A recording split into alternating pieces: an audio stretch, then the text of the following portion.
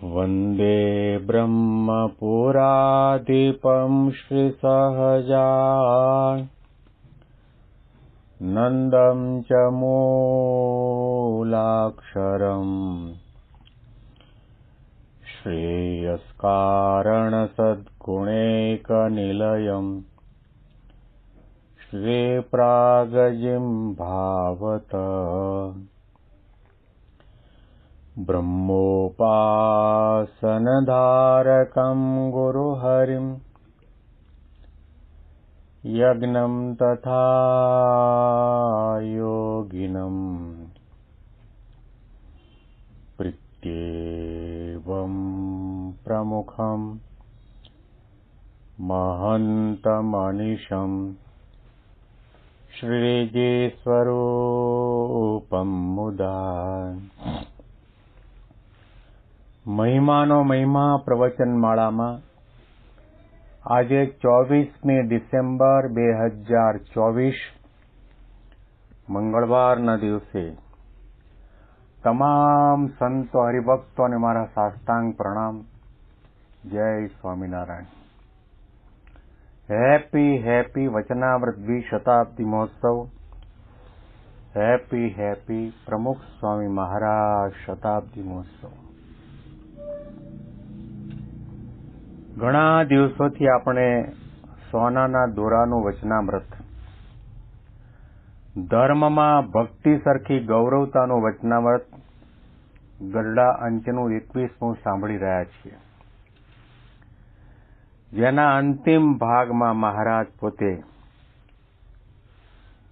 આપણને સૌને સંતો હોય, હરિભક્તો હોય, નાના મોટા ભાઈ હોય, એ દરેકને સોનાના દોરા જેવા અનન્ય ભક્ત બનાવવા માંગે છે. સૃષ્ટિનું સર્જન થયું ત્યારથી સૌ કોઈ ભક્તિ તો કરતા આવ્યા, ભજન કરતા આવ્યા, ધર્મના રાહ ઉપર ચાલ્યા, તપશ્ચર્યા કરી.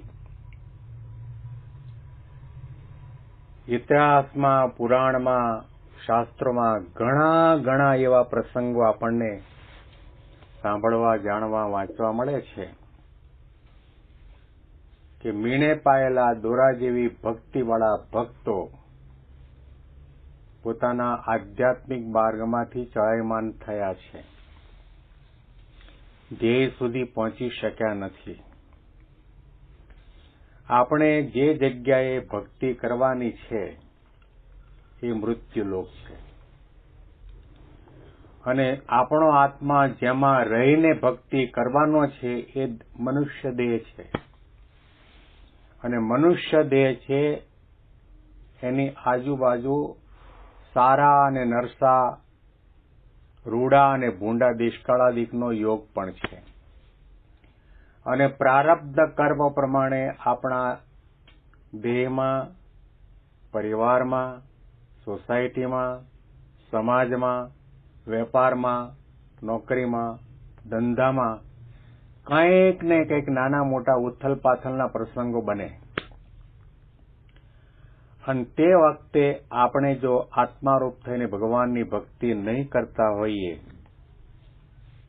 તો મીણે પાયેલા દોરાની માફક ઉનાળાના ધગધગતા તાપની અંદર એ દોરો ઢીલો પડી જાય એમ આપણે પણ ઢીલા પડી જવાના.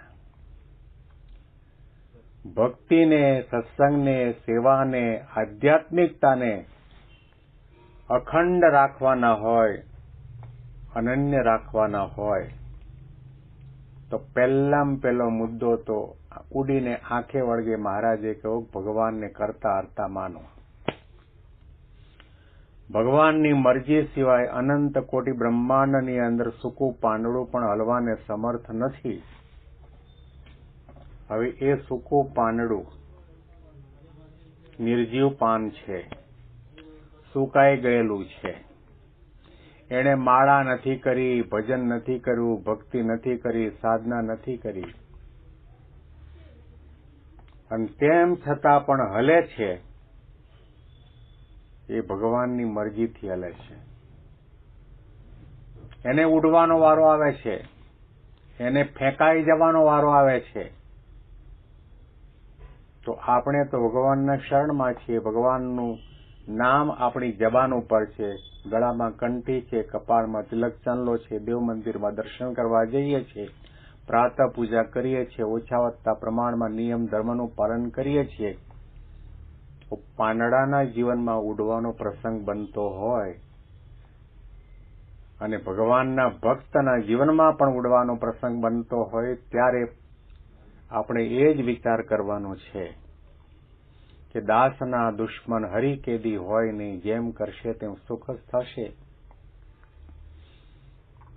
મીરાબાઈની કસોટી થઈ, નરસિંહ મહેતાની કસોટી થઈ, ભક્ત પ્રહલાદની કસોટી થઈ, ધ્રુવજીની કસોટી થઈ, દાદા ખાચર લાડુબા જીવુબાઈની કસોટી થઈ, સગરામ ભક્તની કસોટી થઈ, મુક્તાનંદ બ્રહ્માનંદ દેવાનંદ વગેરે સંતોની પણ કસોટી થઈ છે. અને કસોટીની એરણ ઉપર ચડ્યા સિવાય, એમાંથી આરપાર નીકળ્યા સિવાય આપણને ભગવાનનું ધામ મળતું નથી, આપણને અમરતા પ્રાપ્ત થતી નથી, આપણી ભક્તિ ભગવાન સુધી પહોંચતી નથી. લોટા જેવા હોય, ગબડ્યા જ કરે, ગબડ્યા જ કરે. સત્સંગમાં સન્માન થાય, હારતોરા થાય, VIP પાસ મળે, સારું સારું જમવાનું મળે અને સત્સંગના ગુણગાન ગાયા કરે. આના જેવો સત્સંગ દુનિયામાં ક્યાંય ન મળે. પણ થોડું સરખું સચવાણું નહીં અને કંઈક દેહમાં રોગ થયો અને કંઈક ધંધા નોકરીમાં ઉથલ પાથલ થઈ એટલે તરત જ આપણે ઢીલા ઢપ જેવા થઈ જઈએ છીએ. સમાજની અંદર આપણને ઘણી જગ્યાએ જોવા મળે. આપણે આપણી છાતી ઉપર હાથ રાખીને તપાસ કરીશું અને આપણી જાતને પ્રશ્ન પૂછીશું ત્યારે પણ આપણને જવાબ મળશે અને ખ્યાલ આવશે કે આપણે કેટલા ભક્ત છીએ.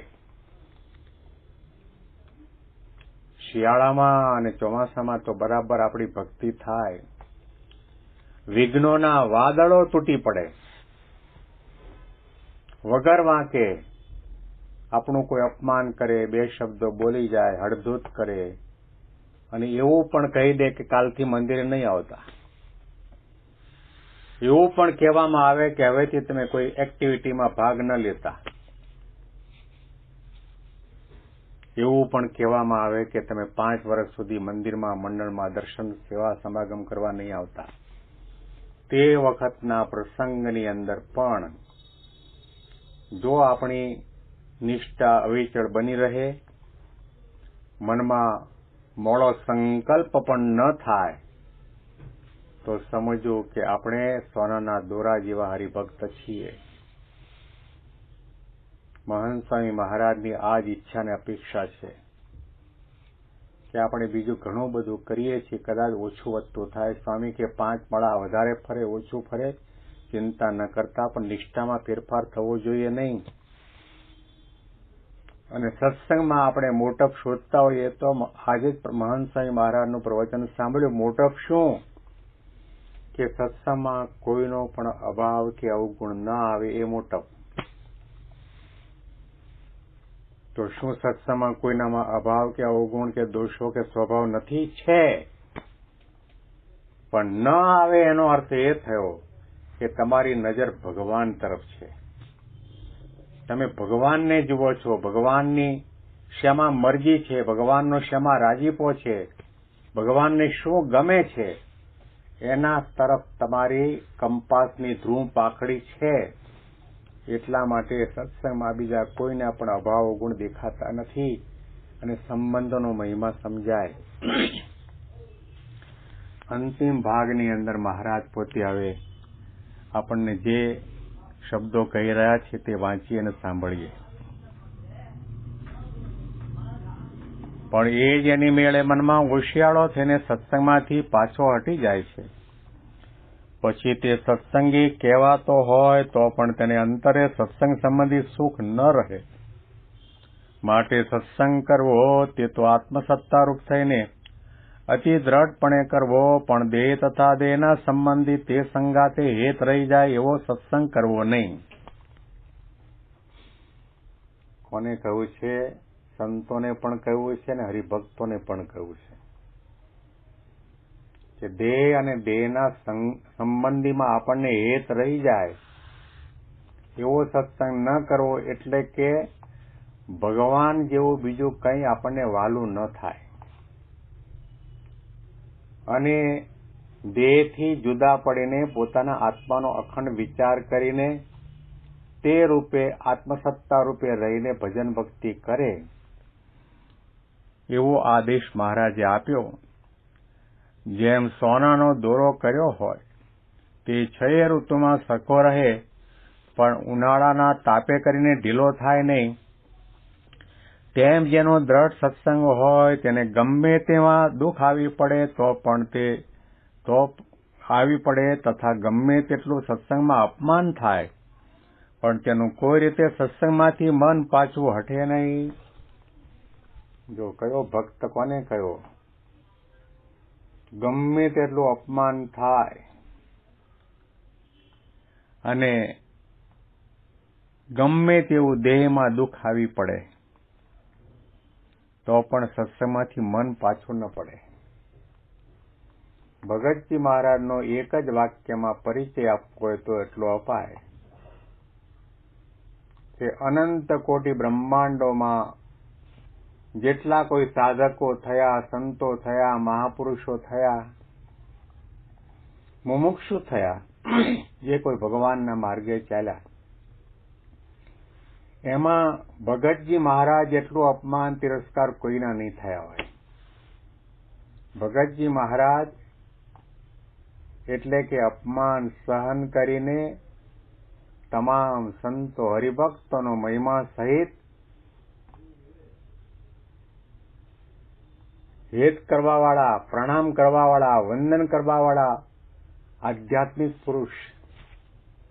ખીચડીમાં ઝેર આપે, ભાથામાં ઝેર આપે, સંસ્થામાંથી વિમુખ કરે, ઘણું બધું થાય, તેમ છતાં પણ વિમુખ કરવાવાળાનો પણ પવિત્રાનંદ સ્વામીનો પણ ભગતજી મહારાજને અભાવ કે અવગુણ નથી આવ્યો.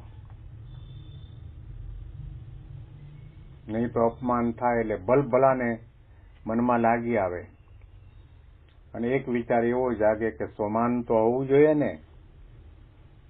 સોમાન સંસારમાં રાખો પરંતુ સત્સંગની અંદર તો ભગવાનનું માન રાખો. હું ભગવાનનો છું, ભગવાન મારા છે, એવી પ્રકારના દ્રઢ સંકલ્પ અને વિચાર સાથે સત્સંગ સેવા ભક્તિ કરવામાં આવે તો મહારાજનો રાજીપો થાય અને મહારાજે કહ્યું સોનાનો દોરો 6 ઋતુમાં સરખો એવો જે ભક્ત છે એના ઉપર મહારાજને કેવું હેત થાય છે આપણે શબ્દો સાંભળીએ. તેમ જેનો દ્રઢ સત્સંગ હોય તેને ગમે તેવા દુઃખ આવી પડે તથા ગમે તેટલું સત્સંગમાં અપમાન થાય પણ તેનું કોઈ રીતે સત્સંગમાંથી મન પાછું હટે નહીં. એવો જે દ્રઢ સત્સંગી વૈષ્ણવ છે તે જ અમારે તો સગાવાલા છે. મહારાજના સગાવાલા કોણ? જેણે ધર્મકુળમાં જન્મ લીધો હોય એ તો સગાવાલા છે જ, એમાં ના નથી. મહારાજે છપૈયામાં બ્રાહ્મણ કુળની અંદર જન્મ લીધો. ધર્મદેવ અને ભક્તિ માતા થકી 3 સંતાન થયા, રામ પ્રતાપભાઈ, આ ઘનશ્યામ અને ઈચ્છારામભાઈ. અને એમની મહારાજની આજ્ઞાથી એમના કુળમાંથી દત્તક લઈને મહારાજે 2 ગાદી સ્થાપીને બંનેને આચાર્ય તરીકે નિમણૂક કરી. એ સૌ આપણા માટે વંદનીય છે, પૂજન કરવા યોગ્ય છે, પ્રણામ કરવા યોગ્ય છે, એમાં કોઈ બેમત નથી. પણ આપણી દ્રષ્ટિથી આપણે એમ જ માનીએ કે આ લોકો ધર્મના મહારાજના સંબંધી છે, એવું નથી. મહારાજના સાચા સગા અને સાચા સંબંધી કોણ? કે ગમે તેવા દુઃખ આવે, ગમે તેવું ભયંકર અપમાન થાય તો પણ સત્સંગ ન મૂકે, નિષ્ઠા ન મૂકે, નિયમ ધર્મમાં ગૌણતા ન આવે, મન પાછું ન પડે, હતાશા નિરાશા ન આવે.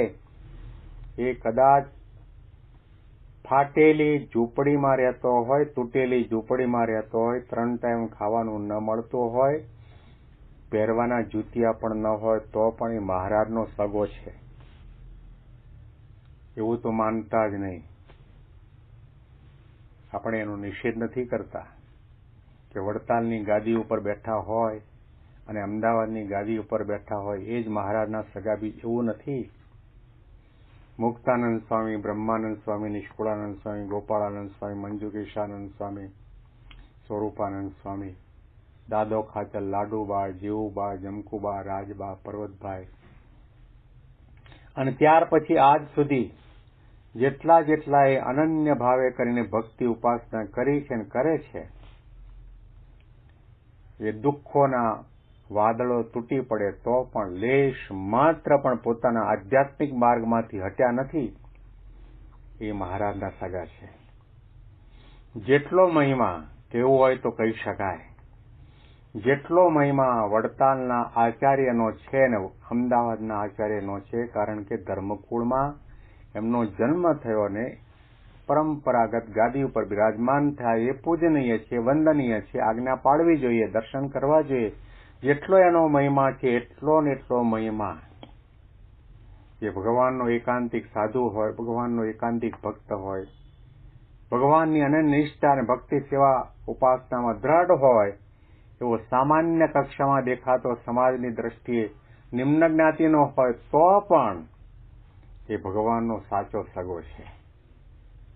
ભગવાનના થવું છે તો ભગવાનની મરજી, ભગવાનની રસ, રુચિ, અભિપ્રાયની અંદર ભળી સેવા સમાગમ કરી લઈએ. આના અનુસંધાનમાં વિશેષ વાતો આપણે આવતીકાલના પ્રવચનમાં આ વચનામૃતના માધ્યમથી સાંભળીશું. તમામ સંતો હરિભક્તોને મારા સાષ્ટાંગ પ્રણામ. જય સ્વામિનારાયણ.